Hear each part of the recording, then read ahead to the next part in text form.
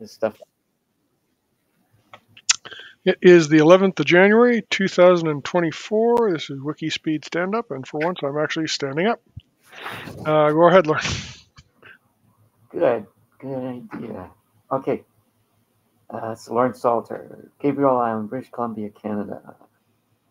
And the past week, I did not do what I hoped to do, which was to listen to the video, more of the video about the Sunfounder, and make some more progress on it.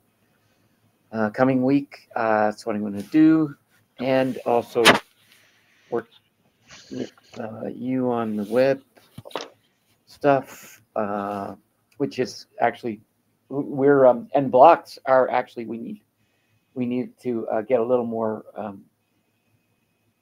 help from our founder, and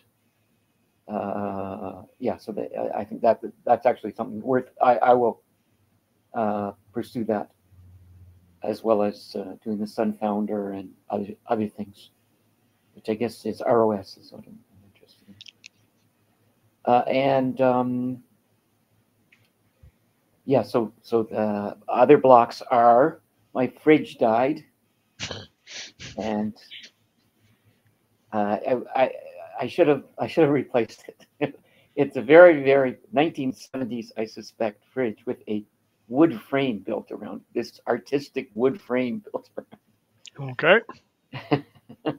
Which makes it really awkward to get it out of here because it doesn't go through the door. It was assembled after it was here. Okay, so that's the block, and that's it for me. Okay, it's Michael Wilczek, Saskatoon, Canada, actually at Saskatoon's TechWorks today. Last week, I got my pump runtime monitoring and temperature humidity thing up to version 0.5. I noticed a bug right away, but I was in the middle of an experiment to figure out how much I increased the runtime by turning off the debug printing. And what happened was it was under a day before, and that's when it was just doing a serial printing out to the debug terminal, even when the terminal wasn't connected, when the laptop wasn't connected. It took less than a day to run the battery bank down, and it was only reporting whenever the temperature changed. So far, it's been running 77 hours without the serial debug printer to the terminal, and it logs into Wi-Fi, sends a message, and logs out once every 95 seconds. And it's been doing that for 77 hours now, so I was not aware that the serial debug terminal took that much power. But when it finishes, I'm going to be fixing the bug that prints it out every time it measures, and I should be able to put it into my crawl space, and it should run for like a week or two, which means I don't have to crawl under there very often. The Christmas signs and CNC machine learning, I got my wife's sewing shelf drilled out, so it has little spools of thread, and it's just in a little pattern on the bottom of the shelf. Well, she had 20, and I don't know where they got their spools from, but I fit 110 holes in the same space that they fit 20. So now she has enough room for all of her thread and a significant amount of spare. And also on the CNC machine, I got my wife's Christmas sign carved again as a dummy or a demo, and I have 3 places where the letters are too close together, and I have to adjust the spacing. But next week I'll be carving it on the final 1/8" kind of press board stuff, and then she can do her painting. Next week I am hoping to do a little bit on the knitting machine, and I really would like to get the LRW back on track. The way I'm going to do that is with my little Polaris project, which I've had the garage empty, or one side of it empty, for almost 3 weeks now, and I still haven't dragged the sucker in there. So, and I'm hoping to get the pump runtime debug stuff done so that I can test out the battery life. I have a block, and that is that I'm helping out at TechWorks, which is why I'm here. There's a little project that one of the guys is doing, and he's got to get it done hopefully by end of this week. So I'm doing some cable routing and mounting of terminal blocks and um, terminating wires, that kind of stuff. And a very teeny amount of programming on an old Arduino. And that's about it for me.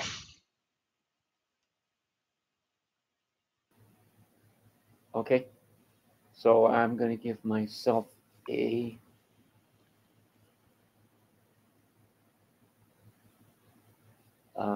3. And the team 9. And process improvement is to pursue the reconnection with WIKISPEED. With WIKISPEED followers and former participants. And back to you. Okay, I'm gonna give myself a 10 because I made 4 points and I said I'd get 4 points, so I did. 1 for attending stand-up, but of course I don't need that. Team, I'm only going to give an 8, not a 9, and that's because we did not get any progress on the web page. I kind of forgot about it, to be perfectly honest. I had submitted a test form 2 weeks ago, and Joe hasn't contacted us, so I'm assuming that he didn't get it, so I'm assuming the code didn't work. Yeah, we definitely need to figure out what's going on with the website and get that up and running. And I guess that pretty much does it for stand-up. Anything you want to talk about on camera? You're muted. What is the project? The what you're calling humidity or something, and to do with the crawl space? So it's a temperature logger.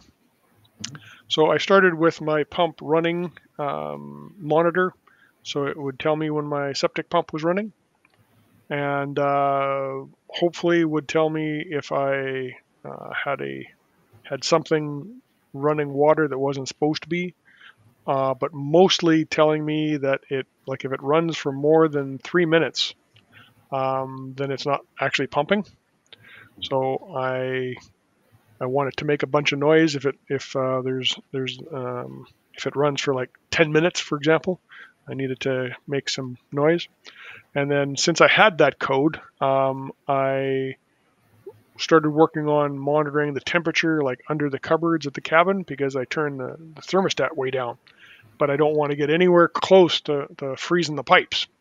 So that was something that I kind of added on to the project, and of course that means running on battery and trying to make everything very efficient and on and on and on, which is what I was talking about, that debug print to the serial monitor on the ESP32 and the Arduino seems to keep the USB port powered up, which takes a heck of a lot of power apparently. So I have someone cranking on the doorbell here. Okay. Yeah. So I'm. That's enough for me for this week. I'm gonna. Yeah. So we'll talk later. Okay. And I will hit stop, and we will talk next week. Okay.